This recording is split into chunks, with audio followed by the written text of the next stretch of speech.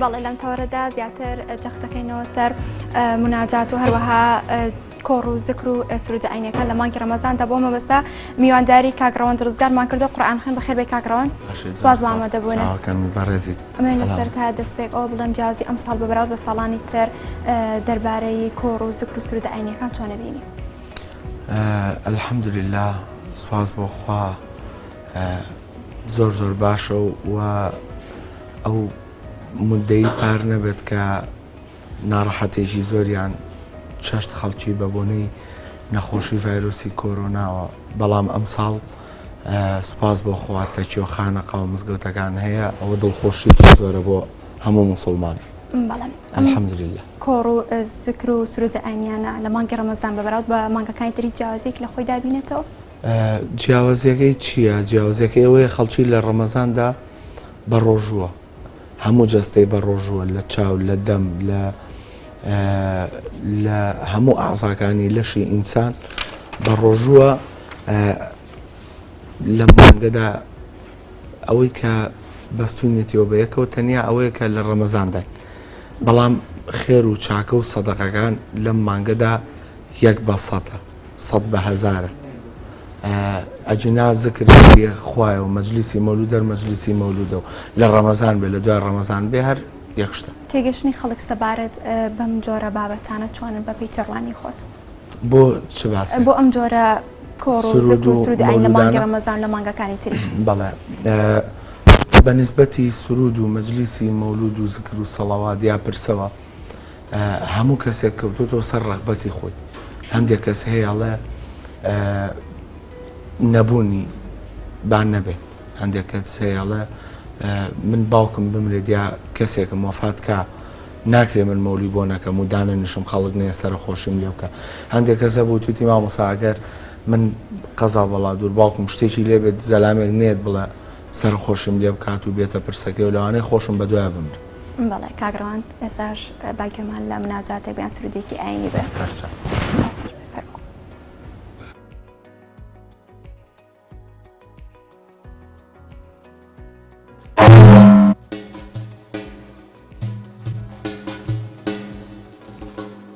شرمنده گل از رخ زیبای محمد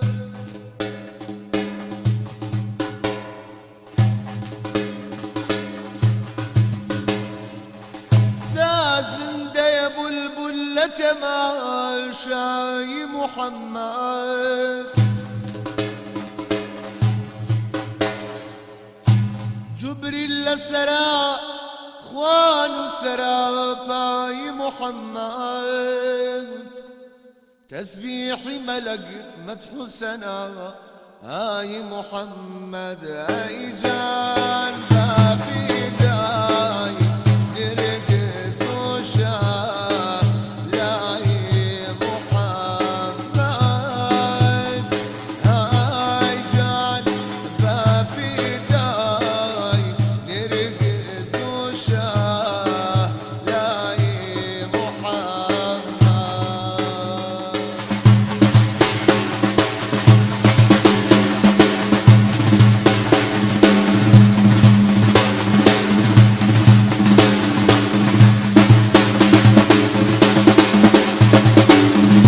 وقليلة لمعراج لشيخك ورابو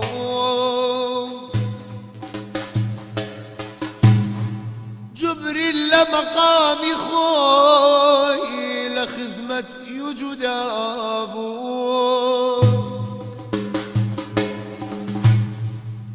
عيسى نبي قرشي لسر أوجي سمابو أم طاهر معراج لسر عرش خدابو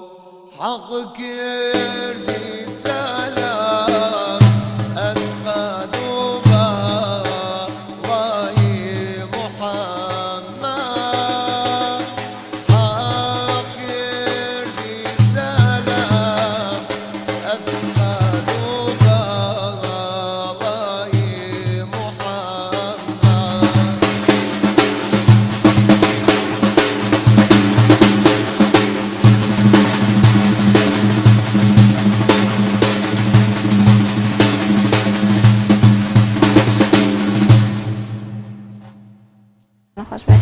بەڵام دەنگە ناڕزە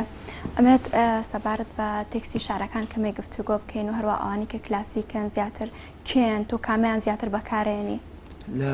سەرجەم بەرنمەکانە ئەمە تکرار کراوەتەوە ئەوەی کە مامۆسای ئاینی بەکارێنێ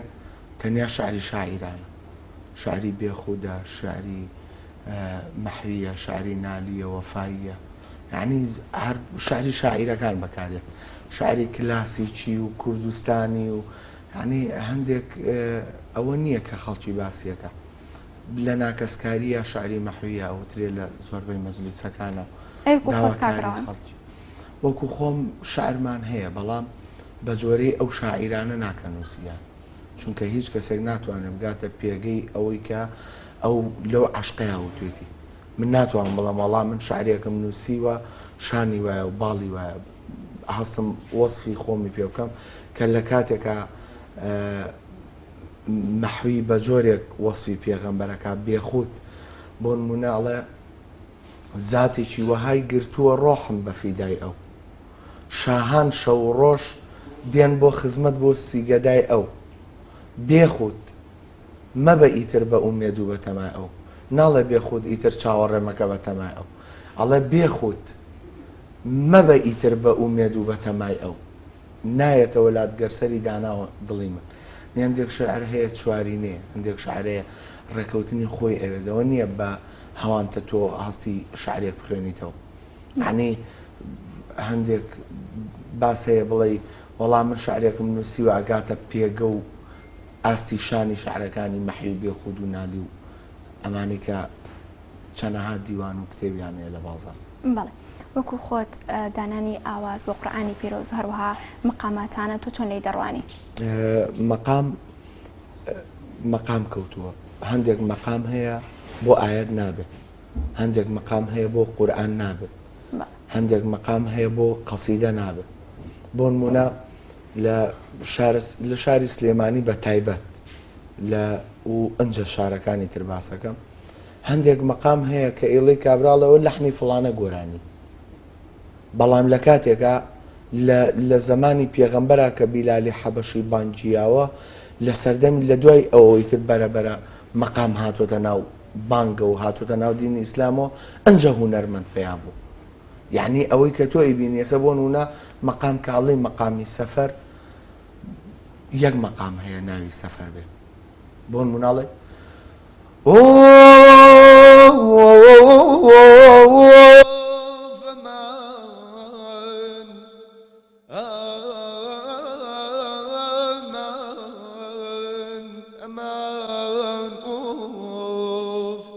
کاڵی مەقامی ڕاست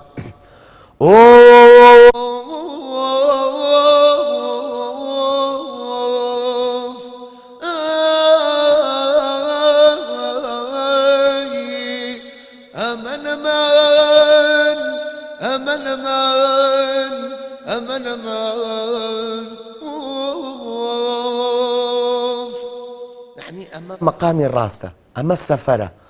صبا بول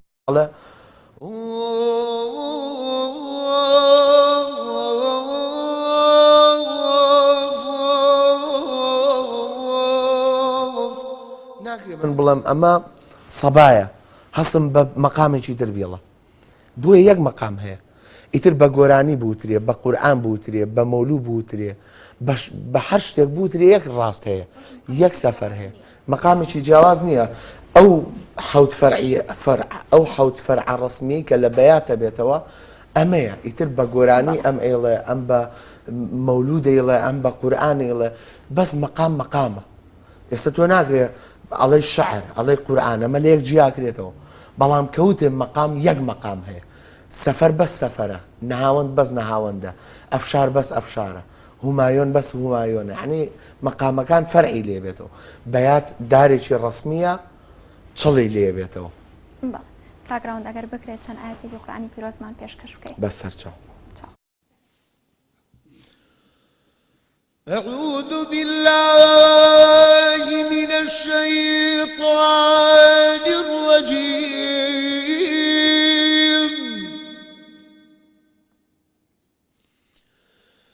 بسم الله الرحمن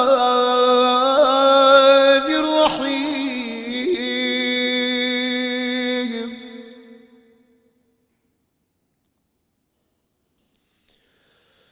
الذين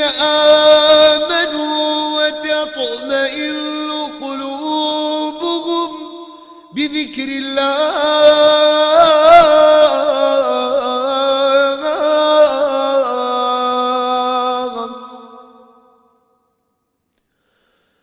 ألا بذكر الله تطمئن القلوب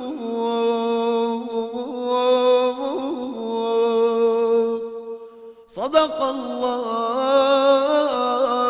العظيم دەستەکانە خۆش بەستە احترامتانێ. پێش ئەوم باسمان لە مقامەتەکان کردوتە دیێک مقامێ بەڵام لە بەپێی جۆرەکانی ینی لقەکانی سەفەر جۆرەکانی تر کامیان باوترینە لە هەرێمی کوردستان وانی کە مامۆستاییەکان پشتی پێوەستن مەقام وەکو وتمان دارێکە چڵی لێ بێتەوە دارەکە فەرعێکی ڕسمیە کە پێوترێ بەیان تێگەی ئیتر مەقامی لێ بێتەوە چۆن دارێک چڵی لێ بێتەوە ئەم مەقامانە ژوایە ئەوەی کە لە کوردستانە زۆر خەڵک تامەزرۆی بێ بە دەرەجەیەک لە شاری سلێمانیە مەقامی سەفەرە مەقامی ڕاستە مەقامی سەبایە مەقامی هومایۆنە ئەم چوارە بەیادەوە هیچ ڕسمیە بەڵام ئەوەی کە لە شاری سلێمانیە و لە ناو خەڵکا زۆر ڕەغبەتی هەبێ سەفەرە حیجازە بەیاتە ڕاستە سەبایە هەندێک مەقام هەیە بۆ نمونە قەتار وەڵاوێسی بۆ دەشتی کەرکووک بەکارێت بۆ مەقامی دەشتی هەولێر بەکارێت هەندێک مامۆسایە بۆ نمونە سەر شاری هەولێر لە مەولودەکانیان لە مەراسیمەکانیان حەیرانی تیاڵن بەڵام حەیران چۆنە حەیران هەر بۆ گۆرانی نەهاتووە هەیە بە مەدحی پێغەمبەرێڵێ هەیە بە قەسیدە ئەڵ یعنی بەڵام لە شاری سلێمانی ئەوەی کە زۆر ڕغبەتی هەبێت لە ناو خەڵکە خەڵک داوای بکات مەقامی سەفەرە ئەو مامۆسایشی کە ئەچێتە مەراسیمێکەوە مەولود بێ یا تەعزێ ئەبێ بزانێت کە چی ئەڵێت چونکە ئەو مەراسیمە تیاتی بۆ نمونە تۆ لە گەڕەچێکا دانیشتیت خێمە دانرا تۆ ئەچیت قورئانە خوێنی لەم دیوە پیاوت گوێی لێ بۆ نمونە تیاتی شارەزای مەقام تۆ شەرت نییە قەسیدە بڵێیت بە سۆزی دایک تۆ وەرە مەقامێک بڵێ کە لەسەر خەتی ڕسمی بێت کە خەڵک سەرنجی ڕابکێشی بەلای خۆتە بەڵام هەندێک بۆ نمونە کەس هەیە بە سۆزێکی لاوانەوە سەرنجی خەڵکی بەلای خۆیان ڕاکێشێ بەڵام مهمی ئەوەیە لە مەقامە شارەزا بیت بە مەقام سەرنجی خەڵک بۆ خۆت ڕاکێشی بینەرێکی پیا و بە 100 بینەری ئافرەتە لە جۆگری مەقامە چونکە ئەو لە ناو خەڵکایە تێگەشتووی ئیشەکەیە بابەکەیە بازارەکەیە لە حورمەتم بۆ جەنابە بۆ هەموو ئافرەتە بەڕێزانە کە سیرمانەکەن هەندێک ئافرەتەیە هەر بووی بڵێ ئۆف وازانیت ئەمە سۆزێکی زۆر مەقامێکی زۆر مهم بەڵێ کاگڕاوند هەم من و بینەرانیش دڵنیام زیاتر ئەمانەوەی گوێبیستی جەنگە بین گەر بکرێ بەرهەمێکی ترمان پێشکەشکەیە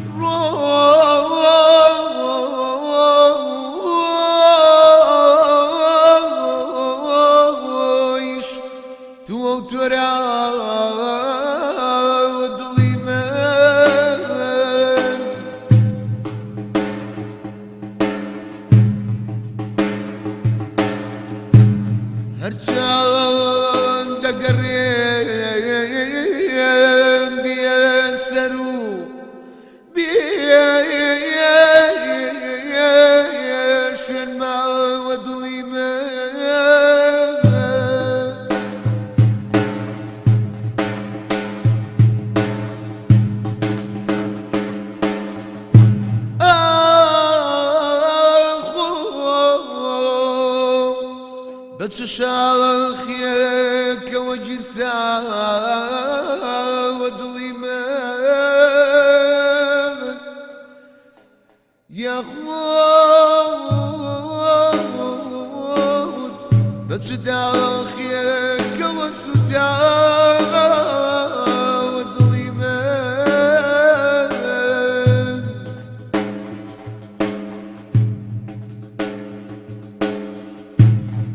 أو سين لغشخال يا أو بيرقشنا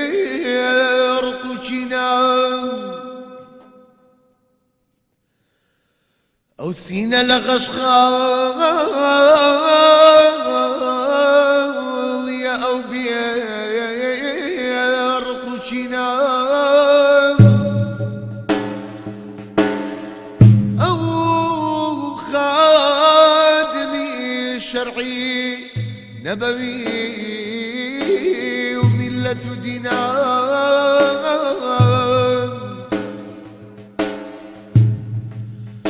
والله معلوم شو أبغى خزمتي سالاري مدينة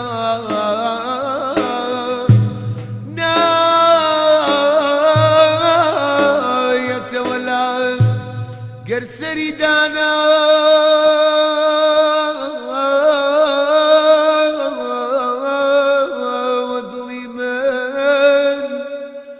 أمان أمان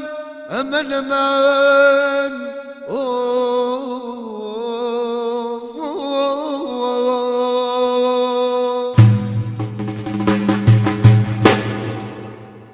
كان خوش بك كاغراند ئەمێ بزانم تێڕوانینی خۆت لە ڕووی گرنگی ئەم جۆرە ذکر و کۆڕانەوە لەگەڵ سروودە ئاینیەکان تا چەند گرنگە لە ڕووی بە ئاگاهاتنی دڵەکانەوە لەوانەیە بەشێکیان بەهۆی مەشغەڵەت و کاروباری ڕۆژانەوە لە بیریان کرد بێت ئەم جۆرە بابەتە ڕۆحیانە کە پێویستە بۆ کەسەکان و گوێبیستی بێت. من ڕۆژانە لە ماڵپەڕی فەیسبووکی خۆمە لە ئینستاگرام لە سناپچات ڕۆژانە من پۆستی ڤیدیۆکە یعنی لایڤەکەمەوە بۆ مەراسیمی مەولودەکان لەوانەیە هەندێک کەس هەیە بڵێ مەولود چ پێویست بە لایڤەکە یا بۆ نمونە من ئێمە بەرنامەیەکی وەکو ئێرەوە هەڵ ئەسم ئەم ڤیدۆی ئێرە پۆستەکەم بڵاوی ئەەکەمەوە یا لایڤە من ڕاستەوخۆ شەیری یەکەم هەندێک کەس ئێڵە ئەمانە چ پێویستەکە شەیریکی تۆ بۆ خۆیەکەی نەخێر من جاری وا هەیە چمە مەراسیمی مەولودەوە بۆ نمونە 30 نەفەر 40 نەفەر دانیشتووە لەو مەولودەیە تێگەی على الأكثر 1000 نەفەر 2000 نەفەر لە ڕێی ئەو لایڤۆ لەگەڵ منە سەڵاواتەیە گوێگرێت یعنی سپاس بۆ خوامانە بیرخستنەوەی خەڵکە ئەمە یعنی بۆ نمونە زۆربەی مامۆستا لە ڕێی وتارێکەوە لە ڕێی پێشنوێژیەکەوە لە ڕێی ئیمامەتێکەوە لە ڕێی مقابلەیەکەوە ئەناسرێت بەڵام ئێمە ڕۆژانە سوپاس بۆ خوا بەلایانی کەمەوە حتا 2000 بینەر 3000 بینەری خۆمانەیە هەموو ڕۆژێک من سناپچاتەکەم ڤیوەری تقریبی 70 کێ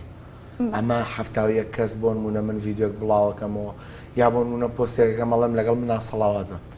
یا ئەم شوشەی جمعای سەڵاوەتان بیر نەچێ هەتا ڕۆژی جمعە نیوەڕۆکەی هەتا ئێوارەکەی 70,000 کەس ڤیوەری ئەم